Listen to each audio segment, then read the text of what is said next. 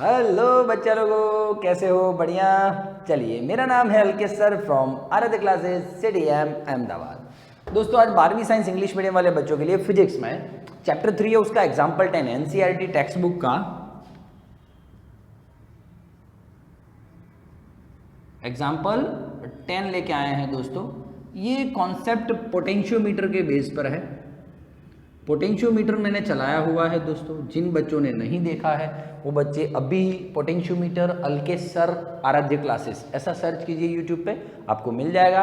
और देखिए दोस्तों, लेवल वाला है कॉन्सेप्ट, वो कॉन्सेप्ट में फंडा फोकस थे, फिर थियरी तो थी जो आपको बोर्ड में लिखनी है वो, और फंडा फोकस हैं। फिर उसके रिगार्डिंग्स में सम्स भी बहुत सारे दिए हैं, अलग अलग टाइप के, हार्ड, थोड़े टफ, थोड़े ईजी, ऐसा। ठीक है, ये अपना है एग्जाम्पल 10, आप देख लीजिए। एग्जाम्पल 10 में उसका लेकिन पूछने का डिमांड अलग है। पोटेंशियोमीटर में जो है वो है, लेकिन थोड़ा इसमें कुछ अलग पूछा है। कॉन्सेप्ट पोटेंशियोमीटर ही है, देख लेते हैं। पहला दिया उन्होंने एग्जाम्पल 10 में पहला उन्होंने बोला है कि भाई नल पॉइंट जो मिल रहा है वो मिड पॉइंट पे, एग्जैक्टली जो AC वायर है उसके मिड पॉइंट पे मिल रहा है। अच्छी बात है, गुड। तो देखिए, जब मिड पॉइंट पे मिल रहा हो तो पूरे AC वायर का रेजिस्टेंस कितना है? R0 है। पूरे AC का रेजिस्टेंस कितना है? R0 है। अब मिड पॉइंट पे जब मुझे, मिड पॉइंट को B बोल देता हूँ, जब मुझे नल पॉइंट मिल रहा है तो आप बताइए ये रेजिस्टेंस कितना हो जाएगा? R0/2। और इतना आधा रेजिस्टेंस कितना हो जाएगा? R0/2। आपको पता है रेजिस्टेंस तो, yes, it is directly proportional to the length. तो मिड में मुझे नल पॉइंट मिला तो ये आधा लेंथ, ये आधा लेंथ, तो रेजिस्टेंस था मान ले 4 ओहम होता तो 2 ओहम बढ़ जाता दोनों में, AB में और BC में। R0 है तो R0/2 हो गया। तो लिख, चलिए,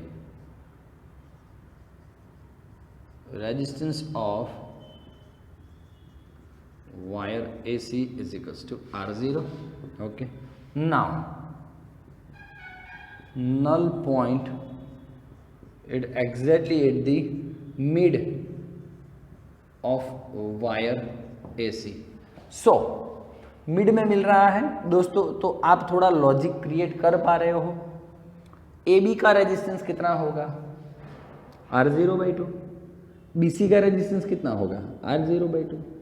BC का बराबर है सर, AB का R0/2 होगा। यार तू देख तो सही, R0/2 के साथ दूसरा B कोई है? कौन है वो? R है, जो इसके साथ पैरेलल में कनेक्ट हुआ है दोस्तों। हाँ, तो AB के बीच का रेजिस्टेंस R0/2 नहीं है दोस्त। हाँ, R0/2 के साथ RB पैरेलल में है। So equivalent resistance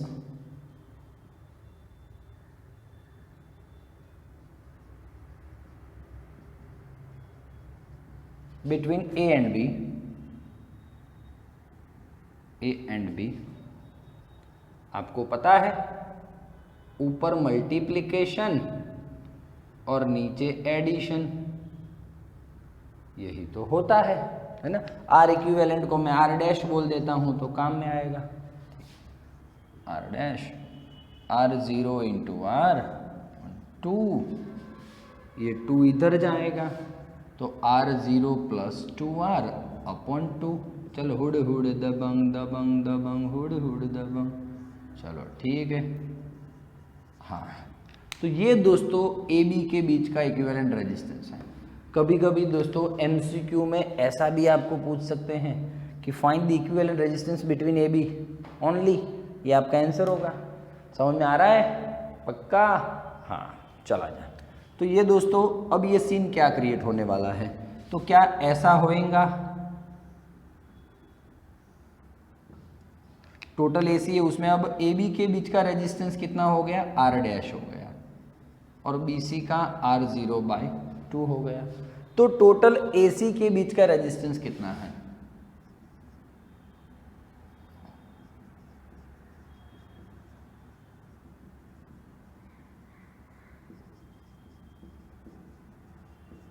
is equals to resistance of AB plus resistance of BC। हाँ, दोनों को ऐड ही कर दूंगा ना, सीरीज में है तो बोलिए R dash plus R zero by two. ठीक है, इसको मैं ए सी को आर डबल डैश बोल दूं, पूरा आर डैश आ चुका है ना इन दोनों के बीच में, तो ए सी का बोल देता हूँ आर डबल डैश। ये आपका टोटल रेजिस्टेंस है ए सी के बीच का। दोस्तों ये क्यों फाइंड किया, तो मैं समझा रहा हूँ ना, शांति तो रख 2 मिनट यार। हाँ चल, इसको आप ऐसे भी लिख सकते हो, लिखना हो तो 2r dash plus R zero by two, not to worry. हाँ ये भी चलेगा, ये भी चलेगा। ओके, अब मेरा तात्पर्य क्या है, ये मैं क्यों कर रहा हूँ सर, ये क्यों किया मैंने, तो देखिए मुझे पहला पूछा है, पहला मैं आपको लॉजिक क्लियर करवा दूँ। ये V वोल्ट का बैटरी होगा, यहाँ पे हाँ आपने हर बार ऐसा लेते थे ना, तो ये 0 और देखो रेजिस्टेंस नहीं है तो यहाँ V का V, मतलब AC वायर, मैं पहले बोल रहा हूँ थियरी देख लेना आप तो आपको ज़्यादा लॉजिक क्लियर होगा। AC के बीच का वोल्टेज कितना है, V है, V माइनस 0 V, हाँ AC के बीच का वोल्टेज V है। अब AC के बीच का टोटल इक्विवेलेंट रेजिस्टेंस कितना आया, ये रहा सर। AC के बीच का वोल्टेज पता है और रेजिस्टेंस पता है, तो AC में से पास होने वाला करंट नहीं पता कर पाओगे। हाँ सर, एक्चुअली में क्या होगा, मान लो करंट यहाँ से निकला, करंट यहाँ से निकला, यहाँ पे कोई रेजिस्टेंस नहीं है, यहाँ पे कोई रेजिस्टेंस नहीं है दोस्तों, इसलिए अपना थियरी इजी हो रहा है, कॉन्सेप्ट इजी हो रहा है। तो देखो I करंट जा रहा, I करंट जा रहा, I करंट जा रहा, ठीक है कि नहीं। तो दोस्तों देखो AC में से भी कितना करंट पास हो रहा है, I, और सर्किट में भी कितना करंट पास हो रहा है, I। तो सर्किट में से पास होने वाला करंट बोलूँ या AC में से पास होने वाला करंट बोलूँ, बात एक ही है। तो दोस्तों करंट फ्लोज फ्रॉम, हाँ flows through the AC, I is equals to V upon R। बोल हाँ या ना, बोल हाँ सर ठीक है। V क्या आएगा, V तो वोल्टेज V ही है। R क्या आएगा सर, R आएगा R डबल डैश। क्यों R डबल डैश, AC के बीच का रेजिस्टेंस चाहिए, AC के बीच का टोटल रेजिस्टेंस कितना आया, R डबल डैश, तो R डबल डैश है R dash plus R zero by to. ठीक है, बहुत इजी काम हो गया, ये आपका करंट आ गया। बहुत इजी मैनर्स में बातें हो रही हैं दोस्तों। अच्छा, आपकी बुक में यहाँ तक आंसर है I का, लेकिन थोड़ा आपको काम ज़्यादा देता हूँ कि R डैश, ये R डैश का वैल्यू रख दीजिए, ये ना R डैश का वैल्यू रख दीजिए एंड गेट I। क्या आता है आप देख लीजिएगा आपके हिसाब से, ठीक है ना। हाँ मेहनत करो रे, LCM सीखोगे तो अच्छा रहेगा एग्जाम के लिए। चला जाए, आई आ गया। अब बोल रहा है voltage across AB only, AB के बीच का वोल्टेज फाइंड कीजिए, इतने के बीच का वोल्टेज फाइंड करना है। सो AC के बीच का वोल्टेज बोला होता तो चला जाओ, तो सर कुछ ये रहा सर, काम इजी हो गया है। AC के बीच का वोल्टेज बोला होता तो ये I R double dash, I R double dash कितना, ये रहा R dash plus R zero by to, ये आपका आंसर हो जाता, 2 मिनट का काम हो जाता। और R डैश आप रख सकते हो, ये रहा।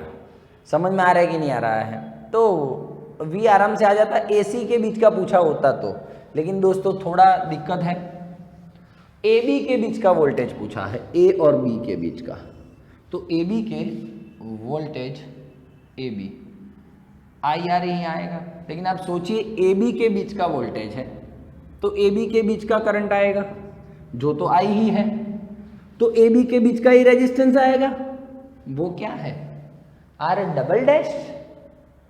नहीं सर क्या बात कर रहे हो आप, R डैश। हाँ AB के बीच का कौन है, R डैश। तो आपका दोस्तों I है, ये रहा V upon R dash plus R zero by to, और R डैश R डैश। अब दोस्तों मैं वैल्यू रखने जा रहा हूँ, बिंदास हो जाइए, R डैश का वैल्यू रखने जा रहा हूँ, आपका LCM तगड़ा हो जाएगा दोस्तों। हाँ चलिए V upon R dash, R dash R zero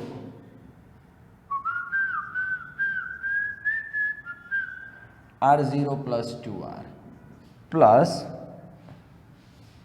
R zero by to, ये हो गया काम, इंटू R डैश बोल रहे हैं, ये भी R डैश, तो R दिख रहा है बच्चों को, ठीक है, अच्छी बात है, दिखना ही चाहिए। जूम जूम जूम, चलिए बहुत इजीली सॉल्व करेंगे हम भैया।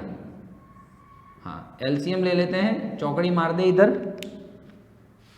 जुपाक जुपाक, किसी को बोलना नहीं रे, अपने घर की बात है। हाँ चला जाए। 2r plus r0 into r0 square, r0 into 2r r0, हाँ, और अपॉन में क्या आएगा 2 इंटू r0 प्लस 2r। ठीक है, अब यार एलसीएम ले लेना तेरे हिसाब से। हाँ, ये 2 इंटू r0 प्लस 2r ऊपर लिख दूँ ना, नीचे था तो ठीक है, दिख रहा है बच्चों को? ठीक, r0 प्लस 2r, ये देखो जुपाक गया, ठीक है ना। v into 2 into r0 upon, देखिए 2r0 2r0 4r0 और r0 स्क्वायर, ठीक है।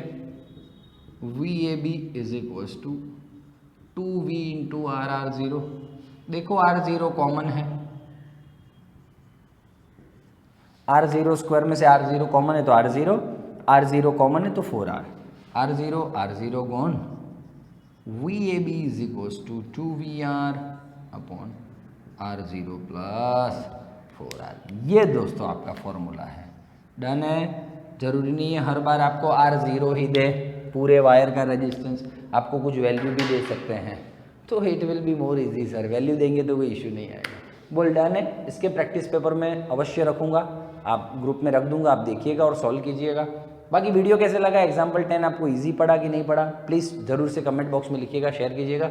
स्क्रीनशॉट भी ले सकते हो, मैं बाजू में हट गया हूँ बिल्कुल, ठीक है। चलो, thank you very much, bye bye, take care, thank you.